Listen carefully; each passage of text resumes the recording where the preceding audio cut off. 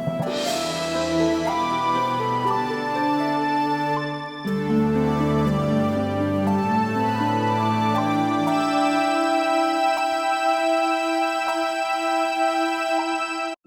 dear Sinceres.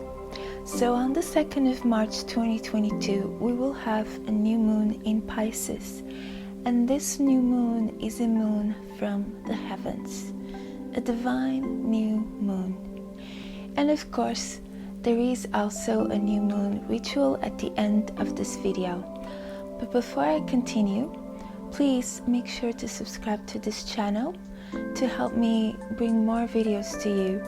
And also, if you at the end of this video like it, please remember to press like and share it with others. And also let me know your thoughts in comments below on what you think would be the most interesting thing you've heard about this new moon in Pisces. Now, not only that, this new moon is on what is generally considered the most spiritual sign of the zodiac, the sign of Pisces, though Sagittarius is also quite spiritual sign. But it will also be conjunct by 2 degrees the ruler of Pisces, Jupiter. So we'll have Sun, Moon, and Jupiter very close together. 3 planets that then will be in sextile with another spiritual planet, which is Uranus, which I've also have made a video about the Jupiter-Uranus sextile that you'll be able to check out in the note above here. And usually what the sextile between Jupiter and Uranus brings is a kind of a connection of a higher mind with a divine spirit together. Uranus is the higher octave of Mercury, so it's still very much connected to communication, just communication on a higher level. And so we might be getting a new wave of consciousness being communicated and spread around the world that is connected to the divine, connected to a higher consciousness, to the divine spirit, to seeing a higher divine and spiritual nature. We may also see new healing modalities through technologies, hear new healing methods that come out of a sudden. And we also have the second ruler of Pisces, Neptune, in Pisces, adding up to this high spiritual vibration of this new moon. And you know what these 3 planets in aspect kind of remind me of?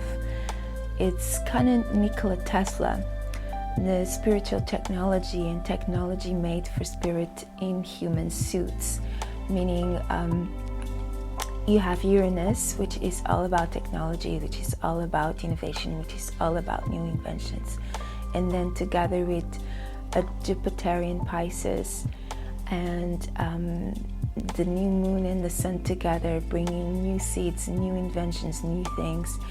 Yeah, that's kind of the thought that came to my mind. And this time period is wonderful for all of those that are kind of doing a spiritual work or seeking to achieve higher messages, spiritual realizations, communicate with the universe, to channel, to reach out to angels or spiritual guides. It's a new moon of mystics, of mediums, of psychics and dreamers, and even to some extent artists, and of course unconditional love. And this period is also really good for spiritual retreats, spiritual work, for doing yoga, for registering your dreams, whether they are from the future or the ones you have at night, doing spiritual practice that will help with spiritual growth, healing all kinds of spiritual, mental, emotional ailments, for spreading spiritual messages around, messages of unity, of fraternity, of love for fellow human beings, for working on our intuition, our psychic abilities, our mediumship, our dream interpretation, for unconditional love, forgiveness, and also for making commitments to let go of addictions, let go of unhealthy secrets, or anything that is making us feel imprisoned in any kind of addictive behavior or any kind of obsession that is not healthy for us. Another great thing about this new moon is that is also quite good for manifesting. So for manifesting our dreams, for connecting to our fantasies, a sense of unlimited possibilities, that anything is possible. And being conjunct with Jupiter brings this kind of sense of optimism, of joy, of happiness, of abundance, of love, connection with the divine. But for manifesting, we need to have the desire and to relinquish the control to the divine, to do our own part and then let the universe do the rest. And it's usually when we surrender control that we can finally open ourselves to receive in abundance. We'll also have Mercury conjuncting Saturn in Aquarius, which also might indicate, from a mundane perspective, more restrictions in the internet, freedom of speech, of censorship, cancel culture, and perhaps tighten of control over information. And that depends on what is considered misinformation. So tighten of control of misinformation. Is it the information that the government doesn't like you to know, even though it's truthful? Or is it the lobbies that control the mass media channels that tell them to report, what to report to the public, what to tell the public? Mercury also talks about commerce, trade agreements, lower education and transportation.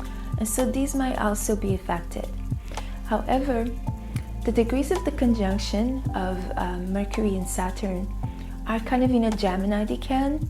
So Gemini is much more connected to communication, which is the most likely to be affected. And we will also have Venus, Mars, Pluto conjunction going on. And I've also made a video about that, about the conjunction between Mars and Venus conjunction, which you can see probably in the note below above, and what it means for you. So you can check that and learn more about it. And at the time of that video, Pluto was still kind of a little bit far from Venus and Mars, but now it will be joining the two planets, and they will be meeting at 27 degrees and will be trining the nodes who are also close to the same degree. And these nodes are ruled by Mars and Venus. And so there's a 27-degree activation going on that might bring some karmic situations to the front. And Pluto is also associated with power, but also with death, profound transformation. And being so close to Mars, that Mars is more kind of representative of soldiers, of armies, of aggression, of impulsivity. It kind of, Pluto might be stirring up Mars a little bit in its most aggressive sign, plus being the sign of Capricorn, which is associated with governments. We kind of may see a heavier hand of governments around the world trying to control the public, perhaps even through violence, acting more forcibly, or as I mentioned in my Mars-Venus conjunction video, this could also be hinting at potential beginning of wars. Venus, though the planet of love, is in a weaker position here compared to Mars, but is also together with Vesta Asteroide, which is also called the goddess of the heart. Heart in this case means a place of warmth, of nature, of safety, where the fire is kept. It could be in a home or a temple. And Vesta is very associated with the cohesion of the family, of the state, and the home. So Vesta might be here trying to bring up a little bit more of diplomatic common sense for the resolution of conflicts. And there's also a sextile of this conjunction, Mars, Venus, Vesta, with Neptune, which perhaps might ease the tensions, and also Pluto is part of that conjunction. And it's like there is a kind of a divine protection, a counterforce for things going to extremes, in pushing the pendulum more towards the resolution through love. However, it may also bring a sense of fuzziness and of lack of clarity of what's really going on.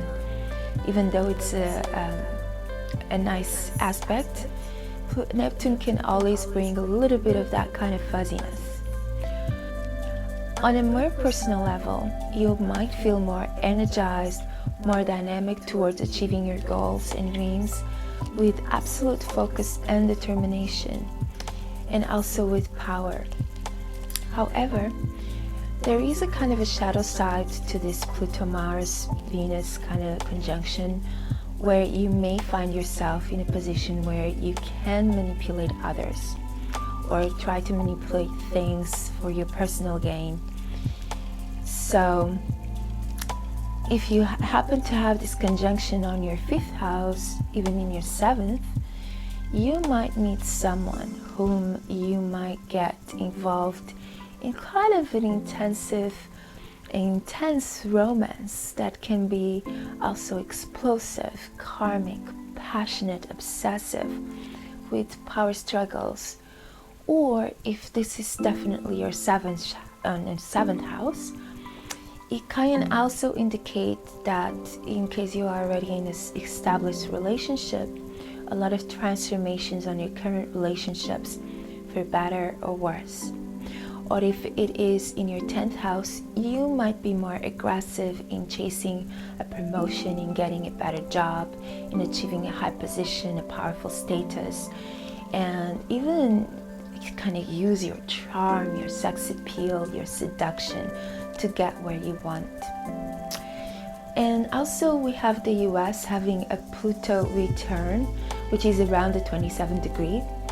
And it's possible that we might hear some important news from that country, even drastic events from that country.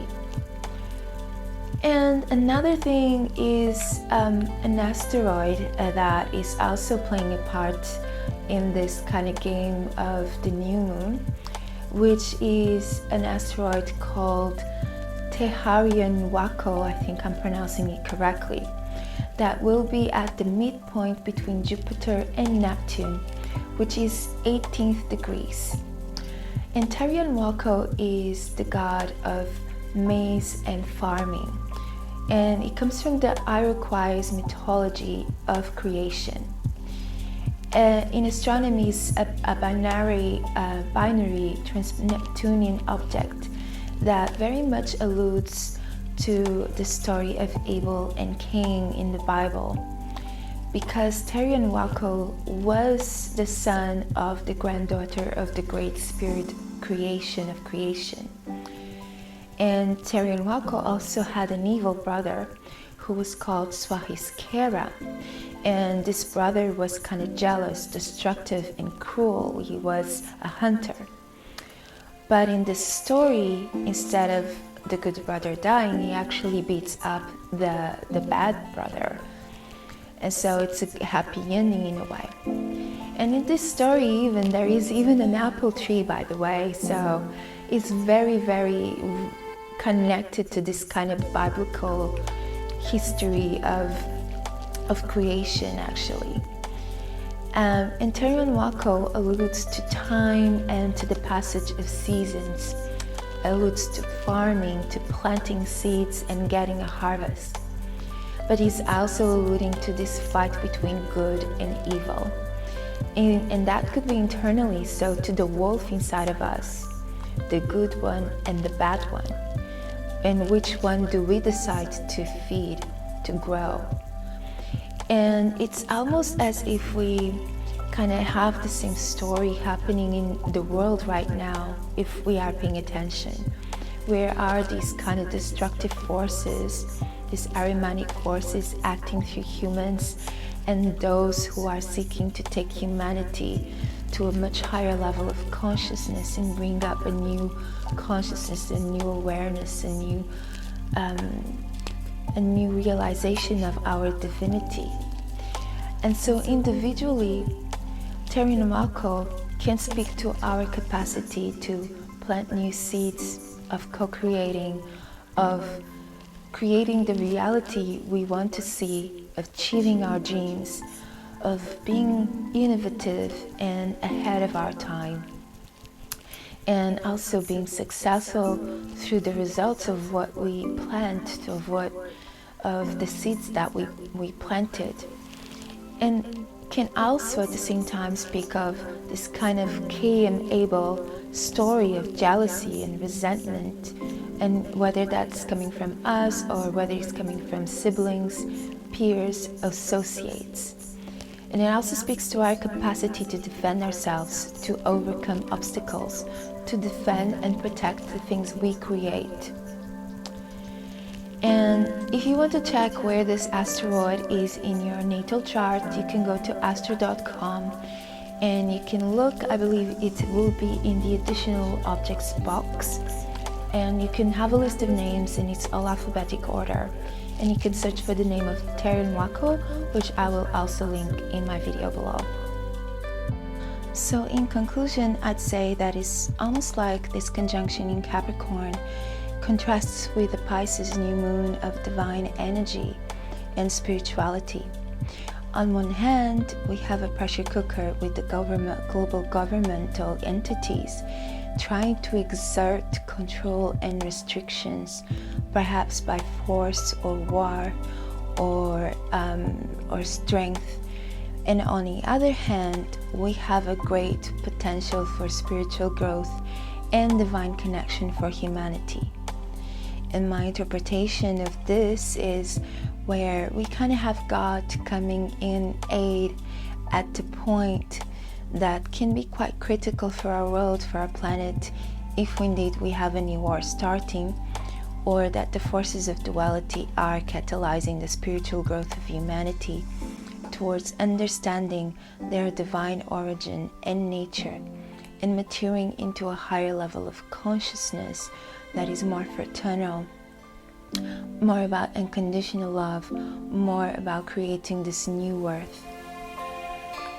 During this period, you might want to start a journal of your dreams, the ones that you have during the night, but also the ones you have for the future, where you can note down synchronicities, spiritual messages and experiences you receive from others or through inspiration.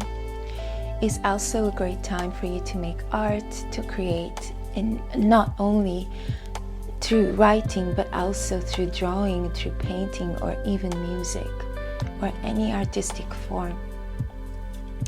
It's the perfect time for going to that spiritual retreat to do a silence practice, meditation, yoga, or any ritual that gets you closer to the divine in you and others.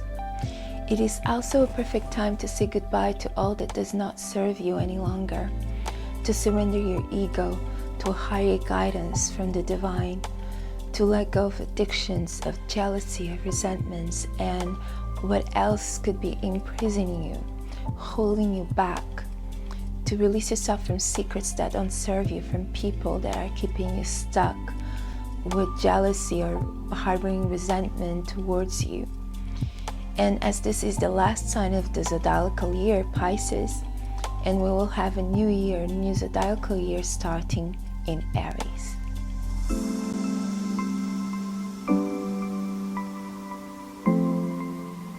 And so for the ritual, you are going to need some paper or watercolor paper. Is up to you depending on the medium you're going to use. You can have drawing or painting materials of your choice, and optionally you can have a white candle, incense, or essence diffuser. And for this ritual, there is also an optional part that will include the ocean or sea. But as not everyone lives near a large volume of water like a sea or ocean, you can ignore that part if it is your case, and you just do it on a place that you feel most connected to God if you are outside. and is not too cold, especially if you are in the northern hemisphere of the planet. And for this ritual, if you can and live near the ocean and the sea, then start by going early during the day to bathe in the ocean water or in the sea water. And if you prefer, you can also do this at the end of the ritual. But you don't have to do, if you don't happen to live near the ocean or the sea, then you can do instead a cleansing bath with salt. And I always recommend that you don't just have a salt, that you always add herbs to your bath, because the herbs will kind of give a vibration to the water, because the salt will cleanse you completely, but also kind of takes away a lot of the energy of good and bad energy. And when you add on the herbs will add a vibration to you. So for this bath, you can use herbs of your preference. I tend to use herbs like rosemary, basil, rue, or flowers. If you want to use incense or essences, the best ones will be frankincense, rose, jasmine, lavender, and elemi. And these essences will help you with a crown chakra activation. After the ocean bathing or cleansing bath and wearing white preferably, you can start by closing your eyes and invoking your spiritual guides, angels, or divine source. Imagine that you have a sphere of light in front of you, representing your intention and action for this ritual to be for your highest good and the benefit of all of humanity. And that you dedicate the sphere to the angels and to the divine source. You can be seated in a lotus position or on a chair. Then do a 10-minute meditation where you start by focusing in the heart. And then your heart becomes like a portal for the universe, as if it could contain the whole of the universe. Feel the divine intelligence, presence in this vast space, filling the universe, and all of it being filled up with love, that it's unconditional, eternal. And this love feels like the ocean of infinity, of existence. And you can let yourself be bathed by the waters and be absorbing all the millions of drops that are irradiating light into your body and being absorbed by your skin. And there's a sense that all is well, peaceful, calm, and all that is not serving you anymore in you or in your life slowly leaves your body, your energy, and is sailing away from your aura into the horizon. And after this meditation, you can write down what dreams you have for the future. What type of planet, world would you like to be living in? How would humanity be? What does unconditional love mean to you? What things would you like to surrender to the divine and let go of completely? And of this last one, you can make a list of at least 5 items. And when you finish, allow yourself to be creative for 10 minutes or more. Try to express your dreams for the future through grabbing your paint materials and expressing them in some way, in some artistic way, creative way, whether on paper if you prefer, or you can also pick up music and dance for 10 minutes, as if your dance was an invocation and dedication to make those dreams come true. You can also sing if you prefer, play an instrument. The most important thing is you do something that is creative and means something to you. And so you can use any artistic medium that you like. And when you're finished, dedicate your work of art to the divine. And you can place it in an altar in your home or somewhere. If it's something you did on a physical medium, you can put it in somewhere where you can look and reconnect to its energy every time you look at that piece of art or creation that you've done. And about the list of things that you want to let go of, you can burn it. Ideally, you would put it in the ocean or let it be blown by the wind. But as this would be representing a form of polluting, of adding more to the pollution, if you burn it, this will also work. And on this day, if you find time, try to feel or connect to the feeling of unconditional love for everyone, for humanity, and the world around you. And if you can't access this feeling immediately, then practice gratitude. Make a list of 10 things that you are mostly grateful for, that if you were to lose them, that would be quite difficult for you. And so showing this gratitude is recognizing the value of what you have in your life. And you can close this ritual with a gesture and with a feeling of gratitude for the guides and the divine source for assisting you in this ritual. Ask them to remain with you through the day and through the whole month and year.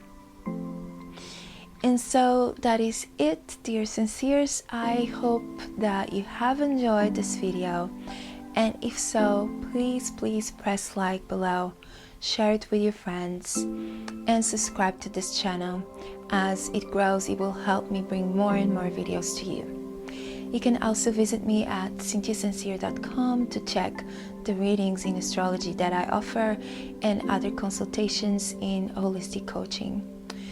I wish you a really lovely week, and may the cosmos and the stars be with you.